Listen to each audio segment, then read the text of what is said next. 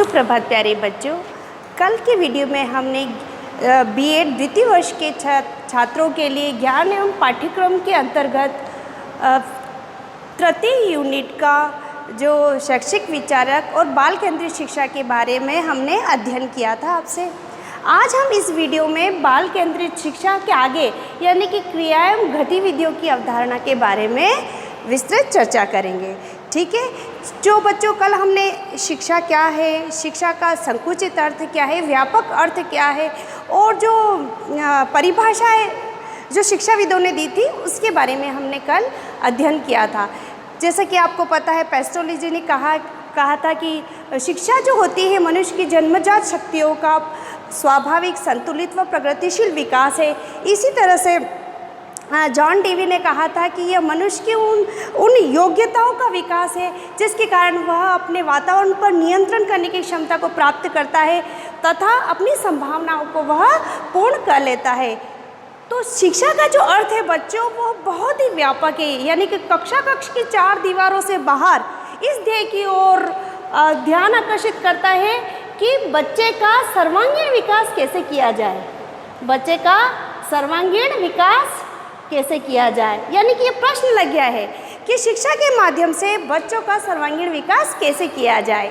तो सर्वांगीण विकास के लिए बालक का शारीरिक विकास होना जरूरी है, मानसिक विकास होना जरूरी है, नैतिक विकास होना ज़रूरी है, संवेगात्मक विकास होना जरूरी है, चारित्रिक विकास होना ज़रूरी है। यानी कि सब प्रकार से बालक का विकास होगा तो वह बालक सर्वांगीण बालक बनेगा, यानी कि वह अपने लक्ष्य को प्राप्त कर सकेगा। तो बच्चों आपने देखा होगा कि सभी बच्चे भिन्न भिन्न होते हैं, लेकिन जो छोटे बच्चे होते हैं ना उनका मन बड़ा चंचल होता है, उनका ध्यान एक जगह केंद्रित नहीं रहता क्योंकि उनका मन चंचल होता है। तो वो अपने आसपास की जो गतिविधियाँ होती है ना तो उन पे उनका ध्यान चला जाता है। यदि हम छोटे बच्चे को सिद्धांतों की शिक्षा देंगे तो बच्चे थोड़ी देर के लिए तो ग्रहण कर लेते हैं, लेकिन बाद में उनका ध्यान आसपास में क्या हो रहा है तो उधर अवश्य जाता है। अतः सिद्धांतों का जो हम शिक्षण अधिगम करवाते हैं, सिद्धांतों के विषय की जो शिक्षा देते हैं तो बच्चे का ध्यान पूर्णतः नहीं जाता, कुछ समय के लिए स्थायी रहेगा, लेकिन बाद में उनका ध्यान उसमें नहीं लगेगा क्योंकि बच्चों का जो मन है वो चंचल है, वो एक जगह पे स्थिर नहीं रह पाता है। इसी तरह जब अगर उन बच्चों को क्रियाएं और गतिविधियों के माध्यम से शिक्षा दे और किसी क्रिया गतिविधि में बच्चे अगर स्वैच्छिक सहभागिता ले, स्वैच्छिक रूप से इन्वॉल्व हो तो उनका ध्यान उस गतिविधियों में ज़्यादा जाता है। यानी कि उन क्रियाओं गतिविधियों के माध्यम से जो बालक सीखता है तो उनका अधिगम स्थायी होता है, लंबे समय के लिए होता है क्योंकि बच्चे स्वयं रुचि ले रहे हैं और जो शिक्षण अधिगम होगा वह अधिक होगा।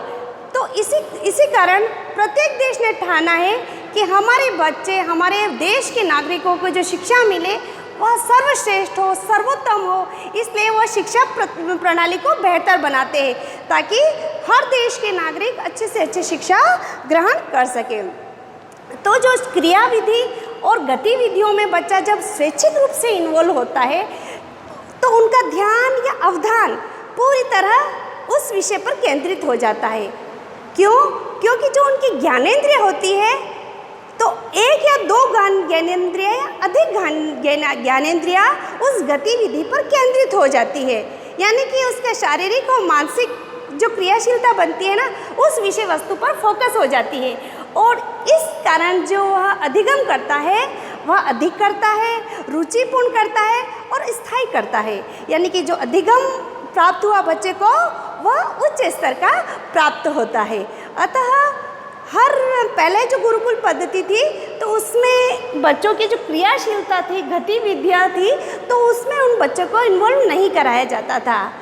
क्यों? क्योंकि गुरु सर्वे सर्वा होता था तो इन बच्चों को शारीरिक क्रियाएं और मानसिक क्रियाओं से उनको वो नहीं बनाया जाता था, चेतन रूप में उसको इन्वॉल्व नहीं किया जाता था। जो गुरु ने बोला वही सर्वदा सत्य होता था। तो बच्चे को शारीरिक और मानसिक रूप से उनको क्रियाशील नहीं बनाया जाता था, तो वह बच्चे रटने की प्रवृत्ति पर लिप्त हो जाते थे। यानी कि जो भी सिद्धांत ज्ञान उन्हें मिला वो रटम रटा कर देते थे। लेकिन आज की जो वर्तमान शिक्षा है तो उसमें सर्वप्रथम क्रियाएं गतिविधियों को इन्वॉल्व किया गया है। तो क्रियाएं और गतिविधियाँ होती क्या है बच्चों? क्रिया तथा गतिविधियाँ वह होती है जिसमें बच्चा स्वाभाविक रूप से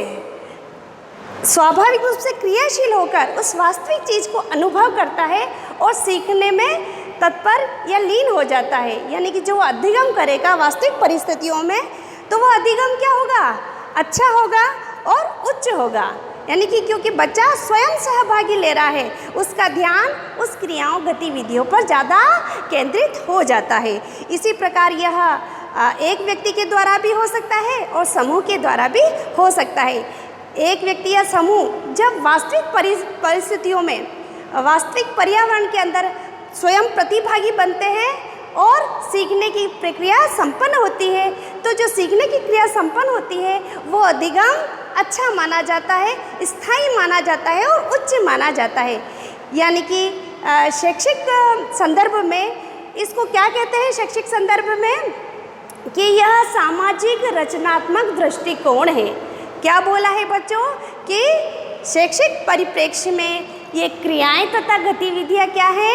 सामाजिक रचनात्मक दृष्टिकोण से परिपूर्ण प्रक्रिया है, जिसमें एक बालक क्या करता है?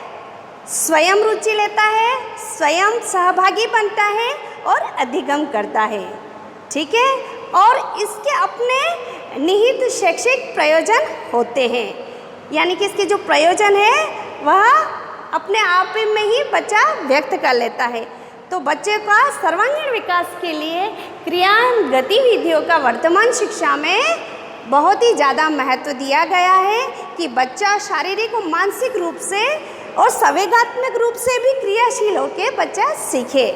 तो इसमें बच्चा चेतनापूर्ण होकर क्या करता है बच्चों? चेतनापूर्ण होकर वह शारीरिक और मानसिक रूप से तैयार हो जाता है सीखने की प्रक्रिया में, क्रियाओं में, प्रक्रियाओं में या कार्य में शारीरिक तथा मानसिक रूप से वह तैयार हो जाता है और उसको आनंद की अनुभूति मिलती है, सुख मिलता है और इसके कारण जो उसको अधिगम होता है वह लंबे समय तक होता है और उच्च क्वालिटी का माना जाता है।